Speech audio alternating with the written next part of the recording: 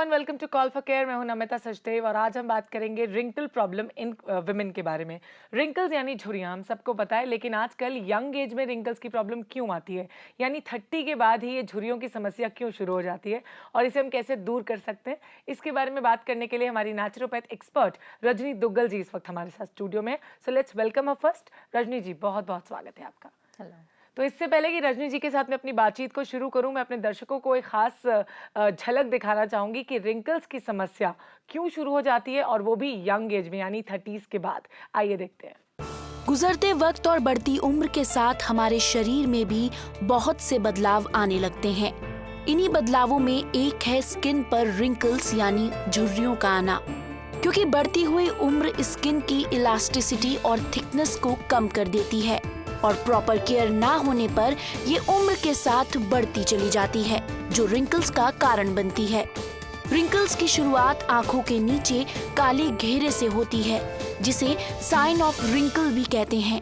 बढ़ती उम्र के अलावा रिंकल्स के और भी कई कारण हैं, जैसे डाइट का हेल्दी और न्यूट्रिशियस ना होना, muscle tone, pollution, habitual facial expressions, skin पर केमिकल्स का इस्तेमाल, stress, improper skin care, over sun exposure या फिर स्मोकिंग या अल्कोहल का सेवन। इसलिए खुद को रिंकल फ्री या खूबसूरत बनाए रखने के लिए इन बातों का ख्याल रखें। साथ ही हर प्रकार की चिंता और परेशानी से भी दूर रहें, जिससे आप दिखें हरदम जवां और खूबसूरत।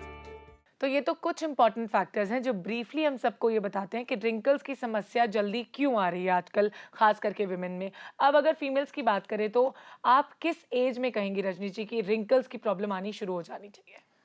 हो जानी चाहिए क्या, अगर हम बात करते हैं तो अक्सर देखा जाता है कि जो स्किन्स खासतौर पे ड्राई स्किन कहलाती हैं उनमें रिंकल्स जल्दी आ जाती हैं। लेकिन अगर बहुत ज़्यादा ओवर एक्सपोजर है या हार्श केमिकल्स का इस्तेमाल है या हम अपनी स्किन का ठीक से ध्यान नहीं रख रहे हैं तो रिंकल्स जो है एज से पहले भी आ सकती हैं। यानी कि 30 या 30 से पहले भी हमारी जो फाइन लाइंस शुरू हो जाती हैं जो लेटर ऑन रिंकल्स की शेप में आ जाती हैं। अक्सर ये जो रिंकल की प्रॉब्लम्स हैं जो हमारी स्किन में ऐसे एरियाज हैं जहाँ पर स्किन बहुत पतली होती है, जैसे कि अंडर आइज का एरिया है या आइज के कॉर्नर्स का एरिया है, वहाँ पर सबसे पहले शुरू होती है। खासतौर पे लिप्स के आसपास का एरिया जो थोड़ा पतला होता है और एज सच ज़्यादा मूवमेंट में रहता है, वहाँ भी रिंकल्स पहले आ जाते हैं। रीज़न बीइंग कि हमारी एक तो नरिशमेंट प्रॉपर नहीं होती है, दूसरा हम अक्सर बहुत हार्श केमिकल्स का इस्तेमाल करते हैं। जैसे आपने फेस वॉश किया, अक्सर क्या होता है कि फेस वॉश करने के बाद हम उतना समय हाइड्रेशन नहीं देते हैं जितनी देर हम फेस वॉश कर रहे हैं। मान लीजिए आपने फेस वॉश किया और जो आपको फेस के ऊपर कोई भी हाइड्रेंट लगाना है या जो भी अप्लाई करना है वो हम तब अगर अप्लाई करें जब फेस सूख चुका है। उस केस में वो नरिशमेंट हमारे स्किन के अंदर पेनिट्रेट नहीं करती है और रिंकल्स बढ़ने के चांसेस होते हैं। सो इट्स इम्पॉर्टेंट कि जब भी आप फेस वॉश करें इमीडिएटली बाद में हाइड्रेंट ज़रूर अप्लाई करें, बिकॉज डिहाइड्रेशन की वजह से रिंकल्स बहुत जल्दी होते हैं। We have got different types of skin. अगर ट्रेडिशनली बात की जाए, normal skin, oily skin, dry skin and combination skin, इन चारों तरह की स्किन में आपने सबसे पहले जैसे शुरुआत में कहा कि ड्राई स्किन पे बहुत ज़्यादा चांसेस होते हैं रिंकल्स आने के, वो भी एज से पहले। अगर इसके अलावा मैं नॉर्मल, ऑयली या कॉम्बिनेशन की बात करूं तो इनमें कौन सी स्किन ऐसी होती है जिसमें और ज़्यादा चांसेस होते हैं रिंकल्स? देखिए, रिंकल्स का फॉर्मेशन का सबसे बड़ा जो इम्पॉर्टेंट फैक्टर है वो ये है कि हमारी स्किन की जो प्रोटेक्टिव लेयर होती है, चाहे वो नॉर्मल स्किन है, चाहे ऑयली स्किन है या ड्राई स्किन है या कॉम्बिनेशन स्किन, हमारी स्किन के ऊपर एक प्रोटेक्शन लेयर होती है जो कि न्यूट्रल पीएच से बनी होती है। अगर हम उस स्किन की लेयर को रिमूव कर देते हैं due to over exposure of, से हम बोल सकते हैं कि कॉस्मेटिक्स हैं या केमिकल्स हैं या वेदर है, किसी भी वजह से ज़्यादा क्लेंजिंग करने से, तो क्या होता है कि वो जो हमारी प्रोटेक्शन लेयर है वो रिमूव हो जाती है और एज सच जो हमारे स्किन के अंदर हाइड्रेशन, नमी और ऑयल देने वाले जितने भी सेल्स होते हैं उसमें से नमी निकल जाती है, ऑयल निकल जाता है, जो सबसे बड़ा कारण है रिंकल्स का। अगर हम बोलते हैं कि नॉर्मल स्किन है उसमें जो हमारा ऑयल बैलेंस है वो इतना होता है कि बहुत ज़्यादा नुकसान नहीं होता स्किन को, लेकिन जो ऑयली की बजाय ड्राई स्किन है, ड्राई स्किन में देयर आर टू कैटेगरीज, एक ऑयल ड्राई स्किन होती है और एक मॉइस्चर ड्राई स्किन होती है। मॉइस्चर ड्राई स्किन अक्सर देखा जाता है कि उसमें रिंकल फॉर्मेशन बहुत जल्दी होती है, बिकॉज ऑयल जो है वो स्किन की नमी को एक्चुअली हाइड्रेशन की तरह नहीं यूज़ कर सकता। हाँ, तो देखने में ऐसा लगता है कि स्किन ऑयली है, लेकिन रिंकल फॉर्मेशन वहाँ भी बहुत जल्दी होती है। लेकिन एज सच किसी भी तरह की ड्राई स्किन पे रिंकल फॉर्मेशन बहुत ज़्यादा ज़रूरी होती है। हमने ऑयल ड्राई या नॉर्मल ड्राई के मॉइस्चर ड्राई के बारे में इसलिए बात की क्योंकि अक्सर लोग ये कहते हैं कि मेरी स्किन तो बहुत ज़्यादा ऑयली है और इसलिए मैं मॉइस्चराइज़र नहीं लगाती, जो एक बहुत बड़ा कारण है हाइड्रेशन की कमी की वजह से रिंकल्स होने का। यानी आपके हिसाब से ऑयली स्किन पर भी कोई ना कोई मॉइस्चराइजर अप्लाई करके रखना चाहिए। उसमें ऑयली स्किन के जो मॉइस्चराइजर होते हैं वो हाइड्रेंट्स होते हैं, उसमें ऑयल नहीं होता, नमी होती है। It's a moisturiser, not oil based. As such third category हम बोलते हैं कि ऑयली स्किन है, लोग मानते हैं कि नहीं ऑयली स्किन है तो रिंकल्स नहीं होंगे, लेकिन जैसे आईज के आसपास की स्किन है, कितनी भी ऑयली स्किन है, आपकी जो आईज हैं उनके आसपास ऑयल सेल्स नहीं होते, यहाँ पर सेबेशियस ग्लैंड्स नहीं होते हैं, यानी कि सीबम प्रोड्यूस नहीं होता। तो हमारे आईज के आसपास की जो स्किन है उसमें रिंकल्स होने के चांसेस उतने ही हैं जितने की ड्राई स्किन पे हैं। तो हमेशा ध्यान रखिए कि अगर आपकी स्किन ऑयली है तो भी आप आईज के आसपास का एरिया और लिप्स के आसपास का एरिया, इनके ऊपर ज़रूर हाइड्रेंट का इस्तेमाल करें। ओके, तो ये तो बात हुई कि रिंकल्स आईज के आसपास ज़्यादा क्यों होते हैं, क्योंकि वहाँ पे सेबेशियस ग्लैंड्स नहीं है। लेकिन इसके अलावा अगर फेशियल्स की बात की जाए तो लोग आजकल पार्लर्स में जाके महंगे महंगे फेशियल्स करवाते हैं या फिर कॉस्मेटिक्स का बहुत ज़्यादा इस्तेमाल करते हैं। तो क्या रॉन्ग प्रोसीजर्स से भी रिंकल्स की समस्या हो सकती है? बिल्कुल सही कह रहे हैं आप। अगर हमारा जो फेशियल का प्रोसेस है उसमें हमारी जो मसाज की मैनिपुलेशन है वो ओवर टाइम रहे, यानी कि जितना होना चाहिए टाइम उससे ज़्यादा रहे, उस वजह से भी रिंकल्स बन सकते हैं, क्योंकि हमारी स्किन ओवर मसाज होने की वजह से अपनी इलास्टिसिटी को छोड़ देती है। दूसरी बात, अगर डायरेक्शन ऑफ मूवमेंट है, यानी कि जो आपकी फेशियल की मूवमेंट्स हैं वो अपवर्ड्स और आउटवर्ड्स होनी चाहिए, अगर उनकी मूवमेंट सही नहीं है वो एक बहुत बड़ा रीज़न है जिस वजह से अक्सर रिंकल्स जो हैं बिफोर एज आ जाते हैं। क्योंकि हम फेशियल तो ले लेते हैं लेकिन ये रियलाइज़ नहीं करते कि पूरा का पूरा जो फेशियल है उसका एक पर्पस है कि हमारी जो मसल्स की ओरिजिन और इंसर्शन, यानी कि जहाँ हमारी मसल्स शुरू हो रही हैं और जहाँ वो टर्मिनेट हो रही हैं, बिल्कुल उसी ही डायरेक्शन में हमारी मसाज होनी चाहिए। अगर उससे रिवर्स मसाज हो जाती है या हार्ड मसाज हो जाती है, उससे क्या होगा कि हमारी जो फेस की मसल्स हैं वो अपनी इलास्टिसिटी लूज कर जाती हैं, जो कि रिंकल्स का एक मेजर कारण है। थर्डली, अगर हम जो भी फेशियल ले रहे हैं वो हमारी स्किन टाइप के साथ सूटेबल होना चाहिए। अगर हमारी स्किन टाइप के साथ सूटेबल फेशियल नहीं है, यानी कि एक्सफोलिएशन बहुत ज़्यादा है, यानी कि जो आपकी स्किन का प्रोटेक्शन लेयर है वो फेशियल में निकल चुका है और नरिशिंग प्रॉपर नहीं हुई है, दैट इज़ अनदर रीज़न कि किस वजह से पिंपल्स आपके हो रहे हैं। क्योंकि आपने जब क्लेंजिंग किया तो सिर्फ डर्ट निकला, लेकिन स्क्रब से हार्डनेस की वजह से डेड स्किन का एक्सफोलिएशन भी बहुत ज़्यादा हो जाता है। तो इट्स इक्वली इम्पॉर्टेंट कि आपकी स्किन की जो नरिशमेंट है, खास तौर पे फेशियल क्रीम में, फेशियल जेल में या फेशियल ऑयल में, whatever facial you are doing, उसकी जो नरिशमेंट का कंटेंट है वो आपकी स्किन के साथ ज़रूर मैच करना चाहिए। एंड लास्टली, जब आपने फेस पैक लगाया, अक्सर सूख जाने के बाद फेस पैक स्किन में से ऑयल सोक आउट कर लेता है। सो इट्स इम्पॉर्टेंट कि फेस पैक सूटेबल हो स्किन के साथ, और फेस पैक रिमूव करने के बाद ज़रूर मॉइस्चराइज़र लगाएं सो दैट स्किन की जो इलास्टिसिटी है वो रिटेन रहे और आपकी स्किन से एक्स्ट्रा ऑयल और नमी ना निकले। बिल्कुल ठीक, इसके बारे में हम और बातचीत करेंगे और रिंकल्स के बारे में अभी ढेर सारी बातें जाननी बाकी हैं रजनी दुग्गल जी से, लेकिन वो हम करेंगे इस छोटे से ब्रेक के बाद। You don't go anywhere, stay tuned and keep watching call for care. अब जो फीमेल्स वर्किंग हैं या फिर सन एक्सपोजर ज़्यादा रहता है, क्या उन्हें भी रिंकल्स की समस्या हो सकती है या फिर ज़्यादा चांसेस होते हैं? आइए इसके बारे में बात करते हैं अपनी एक्सपर्ट रजनी दुग्गल जी के साथ। रजनी जी, जो लोग भी ज़्यादा सन एक्सपोजर में रहते हैं, खास करके फीमेल्स जो वर्किंग हैं, तो उनके भी रिंकल्स होने के चांसेस ज़्यादा हो जाते हैं? Let's be specific. अगर हम सन एक्सपोजर की बात करते हैं, हम वेदर एक्सपोजर के बारे में बात करते हैं। अगर वेदर एक्सपोजर है, यानी कि आप बहुत ज़्यादा बाहर रहती हैं, तो अक्सर ठंडी हवा से या धूप की गर्मी से, दोनों वजह से हमारी स्किन के ऊपर हाइड्रेशन की कमी, यानी कि मॉइस्चर जो है वो इवेपोरेट हो सकता है, जिस वजह से रिंकल्स स्टार्ट होते हैं। तो इट्स इम्पॉर्टेंट कि आप जब भी घर से बाहर निकल रहे हैं, take protector with you. Either आप अपने स्किन को कवर करके रखें, कोई हाइड्रेंट लगाएं। अगर आप सन प्रोटेक्शन भी लगा रहे हैं तो कोशिश कीजिए कि वो अच्छा नरिशिंग हो और आपकी स्किन को हाइड्रेट भी करे। If it is not possible तो आप अपनी स्किन पर पहले कोई हाइड्रेशन क्रीम लगाएं और उसके ऊपर सन प्रोटेक्शन क्रीम लगाएं, सो दैट स्किन का एक्सपोजर जो है वो बहुत कम हो टुवर्ड्स बैड वेदर। जैसे ठंडी हवा है उस वजह से भी हमारी स्किन का जो हाइड्रेशन लेवल है वो कम हो जाता है। यहाँ पर मैं एक बहुत इंपॉर्टेंट बात बोलूँगी कि अक्सर हमारे वाटर का इंटेक प्रॉपर नहीं होता, जिस वजह से रिंकल्स बन जाते हैं। हम जितना स्किन के ऊपर कोई प्रोडक्ट लगा रहे हैं या स्किन की एक्सटर्नल एप्लीकेशन का ध्यान रखें, उसके साथ साथ इम्पॉर्टेंट है कि हम इंटेक ऑफ फ्लूइड्स पर भी खास ध्यान दें, यानी कि पानी का इंटेक प्रॉपर रखें, चाहे गर्मी है या सर्दी। बट इंटेक ऑफ फ्लूइड यानी कि जूसेस है, फ्रूट जूसेस है या फ्रेश वाटर है या लाइम जूस है, उसके इंटेक पर भी खास ध्यान रखें। अब अगर विंटर्स के वेदर की बात की जाए, मौसम की बात की जाए, तो लोगों को ऐसा मिथ है मन में, दिमाग में कि सनस्क्रीन अगर नहीं भी अप्लाई करेंगे तो चलेगा, वो लोग ऐसे ही विदाउट एनी सनस्क्रीन बाहर निकल जाते हैं, तो इसका क्या इफेक्ट होता है उनकी स्किन पर? बहुत ठंडी वेदर में क्या होता है कि जो ये ठंडी हवाएं होती हैं, ये हमारी स्किन को जब छूती हैं तो अक्सर बहुत ज़्यादा डिहाइड्रेट कर देते हैं। आप देखते हैं कि गला भी सूखने लग जाता है। The effect of cold weather हमारी स्किन पर पता चलता है, क्योंकि आप देखते हैं कि अक्सर हमारी स्किन बहुत खुश्क हो जाती है, यानी कि देखने में ही बहुत ड्राई लगती है। तो जिनके नहीं भी रिंकल फॉर्मेशन है, विंटर्स में उनके होने के चांसेस बढ़ जाते हैं। इट्स इम्पॉर्टेंट कि बहुत अच्छी नरिशिंग प्रोडक्ट्स आप अपने स्किन पर विंटर्स में ज़रूर कीजिए यूज़, और उसके साथ साथ सनस्क्रीन ज़रूर लगाएं। बिकॉज सनस्क्रीन में क्या है कि कई बार जब हम बाहर निकलते हैं हमें धूप अच्छी लगती है, we tend to move towards the sun, क्योंकि हमें लगता है धूप में थोड़ी देर खड़े हो जाएं, तो इनफैक्ट सन डैमेज होने का या सन की वजह से डिहाइड्रेट होने के चांसेस बहुत बढ़ जाते हैं। तो इनफैक्ट विंटर्स में इट्स इम्पॉर्टेंट कि आप दोनों चीज़ों का इस्तेमाल करें। चलिए, बहुत अच्छी बात आपने बताई। इसी के साथ अगर डाइट की बात करें, तो क्या डाइट प्रॉपर ना होने की वजह से भी रिंकल्स की प्रॉब्लम हो जाती है?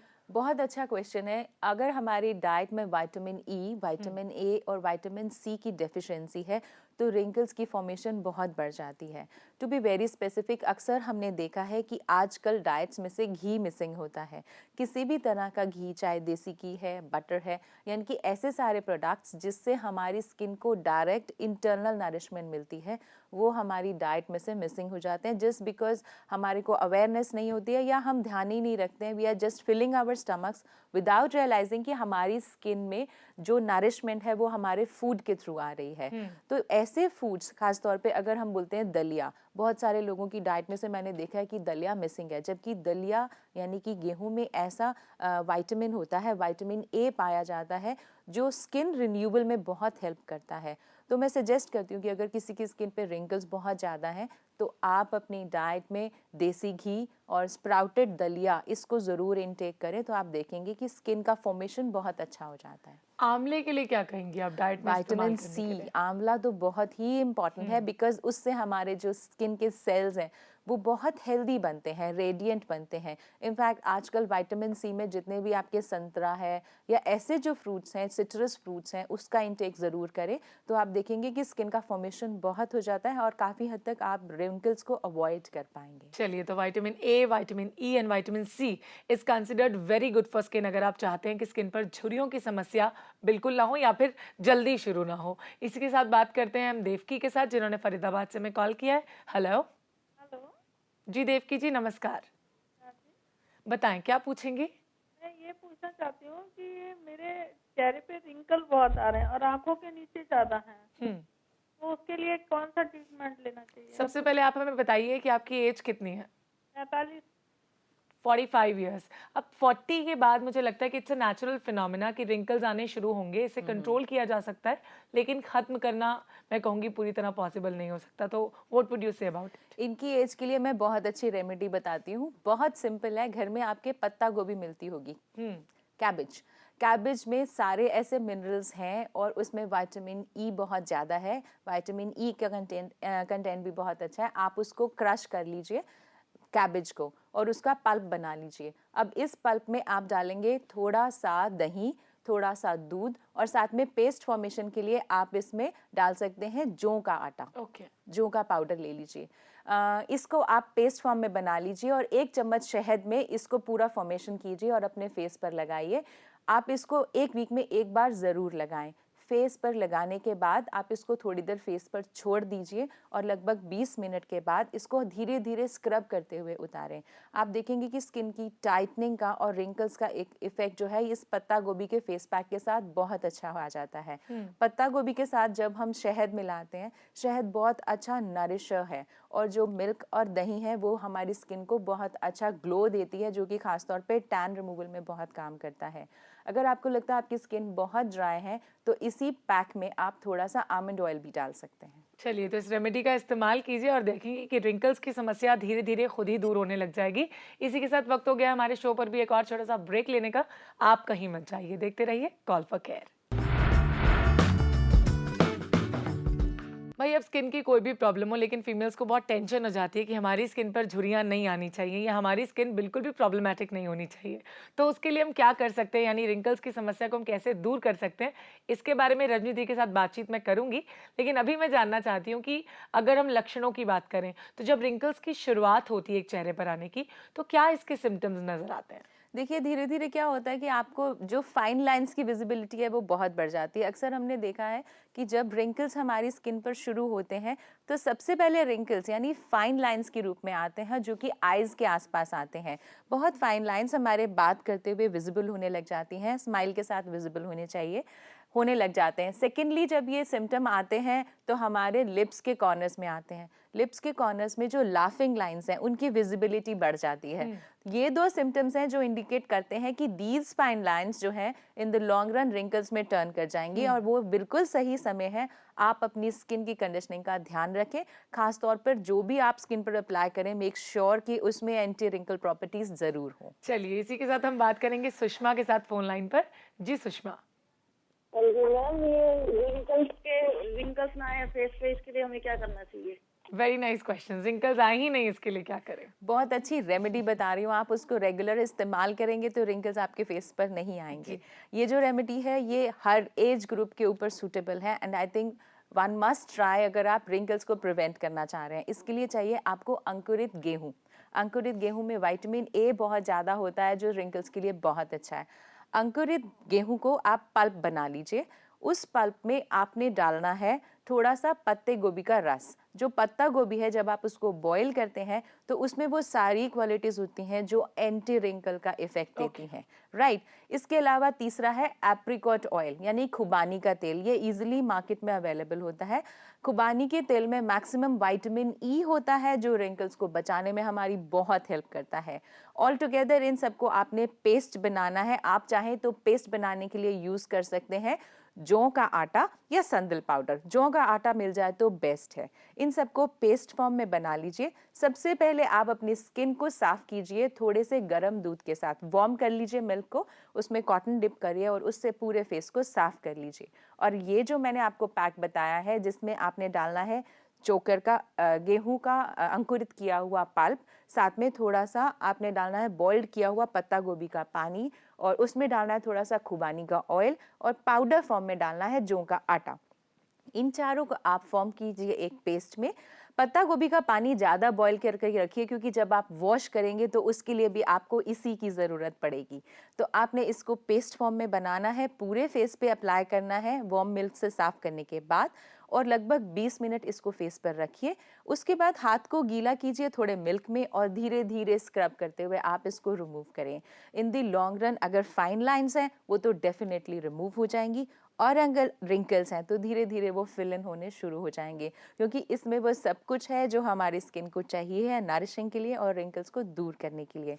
फाइनली जब आपने फेस वॉश कर लिया तो थोड़ा सा खुबानी का ऑयल और आमंड ऑयल इक्वल क्वांटिटीज में मिक्स कीजिए और पूरे फेस पर डैब कर लीजिए। ओके, This is ये तो the best best remedy remedy. मुझे लगा और बहुत खूबसूरती के साथ आपने एक्सप्लेन किया कि किस किस तरह से और किस किस मतलब मुझे लगता है फॉर्म में आपको विटामिन्स की मात्रा प्रॉपर्ली मिलेगी। क्योंकि अगर सही डाइट हम नहीं लेते तो उससे भी बहुत सारी प्रॉब्लम्स, इनफैक्ट रिंकल्स तो उनमें से एक है, लेकिन काफ़ी सारी समस्याएं हमारी स्किन पर आती हैं। तो ओवरऑल अगर आपको लेडीज़ को मैं एडवाइस करने की बात कहूँ तो what would you advice this time? सबसे बड़ी बात, अगर आप चाहते हैं कि आपके रिंकल्स ना बने तो अपने डाइट में as I said vitamin A, E और सी का ध्यान रखें। यानी कि आंवले का रेगुलर इस्तेमाल करें। 5 भीगे हुए बादाम ज़रूर खाएं और खुबानी, जैसे मैंने बताया, अक्सर लोग अवॉइड करते हैं, खुबानी नहीं खाते हैं, जी। जबकि खुबानी में ऐसे एंटीऑक्सीडेंट्स होते हैं जो हमारी रिंकल फॉर्मेशन को प्रिवेंट करते हैं और डेड स्किन नहीं बनने देते ज़्यादा। तो इनफैक्ट खुबानी का इंटेक ज़रूर करें। इसके अलावा पत्ता गोभी और गाजर, they are very good for the skin, diet में ज़रूर लीजिए। अब सबसे लास्ट में मैं बात बोलूँगी कि आप अपने डाइट में 1 चम्मच देसी घी या 1 चम्मच वाइट बटर ज़रूर लें। आई टेल यू, ये आपको मोटापा नहीं देता अगर आप कुक्ड फॉर्म में नहीं लेते, यानी कि आपने जो कच्चा घी खाना है किसी भी फॉर्म में आप फूड के ऊपर डाल के खाएं। अगर पकाएंगे नहीं तो वो नुकसान नहीं देगा। तो बेस्ट पार्ट इज कि this is really good for your skin. अपनी डाइट में नरिशमेंट का बहुत ध्यान रखें। इस मौसम में खास तौर पे गाजर का जूस एंटी रिंकल के लिए बहुत अच्छा है। इसके अलावा एप्पल मिलता है मार्केट में, एप्पल का पल्प लगाएं थोड़े से पपीते के पल्प में मिक्स करके और खाएं भी, क्योंकि पपीता जो है उसमें ऐसे न्यूट्रिएंट्स होते हैं जो हमारी स्किन फॉर्मेशन में हेल्प करते हैं। तो कुल मिला के ये सारे फ्रूट्स एंड वेजिटेबल्स ऐसे हैं जो अगर आप फेस पे लगाने वाले फेस पैक के साथ साथ खाएं भी तो डेफिनेटली आपको ज़रूर रिजल्ट मिलेगा। चलिए, बहुत अच्छी बातें आपने कही और इतने सारे आपने एडवाइस दी हमारे व्यूअर्स को, इसके लिए आपका बहुत बहुत शुक्रिया Rajni ji. Thank you.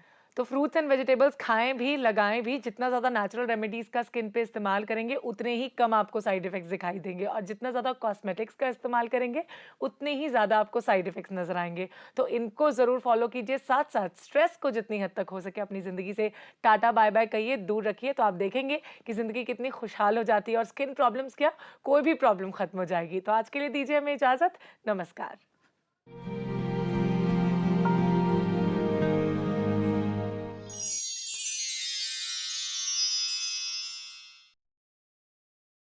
Vitamin A, E और सी का ध्यान रखें, यानी कि आंवले का रेगुलर इस्तेमाल करें। 5 भीगे हुए बादाम ज़रूर खाएं और खुबानी, जैसे मैंने बताया, अक्सर लोग अवॉइड करते हैं, खुबानी नहीं खाते हैं, जबकि खुबानी में ऐसे एंटीऑक्सीडेंट्स होते हैं जो हमारी रिंकल फॉर्मेशन को प्रिवेंट करते हैं और डेड स्किन नहीं बनने देते ज़्यादा। तो इनफैक्ट खुबानी का इंटेक ज़रूर करें। इसके अलावा पत्ता गोभी और गाजर, they are very good for the skin, diet में ज़रूर लीजिए। अब सबसे लास्ट में मैं बात बोलूँगी कि आप अपने डाइट में 1 चम्मच देसी घी या 1 चम्मच वाइट बटर ज़रूर लें। आई टेल यू, ये आपको मोटापा नहीं देता अगर आप कुक्ड फॉर्म में नहीं लेते, यानी कि आपने जो कच्चा घी खाना है किसी भी फॉर्म में आप फूड के ऊपर डाल के खाएं। अगर पकाएंगे नहीं तो वो नुकसान नहीं देगा। तो बेस्ट पार्ट इज कि this is really good for your skin. अपनी डाइट में नरिशमेंट का बहुत ध्यान रखें। इस मौसम में खास तौर पे गाजर का जूस एंटी रिंकल के लिए बहुत अच्छा है। इसके अलावा एप्पल मिलता है मार्केट में, एप्पल का पल्प लगाएं थोड़े से पपीते के पल्प में मिक्स करके और खाएं भी, क्योंकि पपीता जो है उसमें ऐसे न्यूट्रिएंट्स होते हैं जो हमारी स्किन फॉर्मेशन में हेल्प करते हैं। तो कुल मिला के ये सारे फ्रूट्स एंड वेजिटेबल्स ऐसे हैं जो अगर आप फेस पे लगाने वाले फेस पैक के साथ साथ खाएं भी तो डेफिनेटली आपको ज़रूर रिजल्ट मिलेगा। चलिए, बहुत अच्छी बातें आपने कही और इतने सारे आपने एडवाइस दी हमारे व्यूअर्स को, इसके लिए आपका बहुत बहुत शुक्रिया रजनी जी। Thank you. तो फ्रूट्स एंड वेजिटेबल्स खाएं भी, लगाएं भी। जितना ज़्यादा नेचुरल रेमेडीज़ का स्किन पे इस्तेमाल करेंगे उतने ही कम आपको साइड इफेक्ट्स दिखाई देंगे, और जितना ज़्यादा कॉस्मेटिक्स का इस्तेमाल करेंगे उतने ही ज़्यादा आपको साइड इफेक्ट्स नजर आएंगे। तो इनको ज़रूर फॉलो कीजिए। साथ साथ स्ट्रेस को जितनी हद तक हो सके अपनी ज़िंदगी से टाटा बाय बाय कहिए, दूर रखिए, तो आप देखेंगे कि ज़िंदगी कितनी खुशहाल हो जाती है और स्किन प्रॉब्लम्स क्या, कोई भी प्रॉब्लम खत्म हो जाएगी। तो आज के लिए दीजिए हमें इजाज़त। नमस्कार।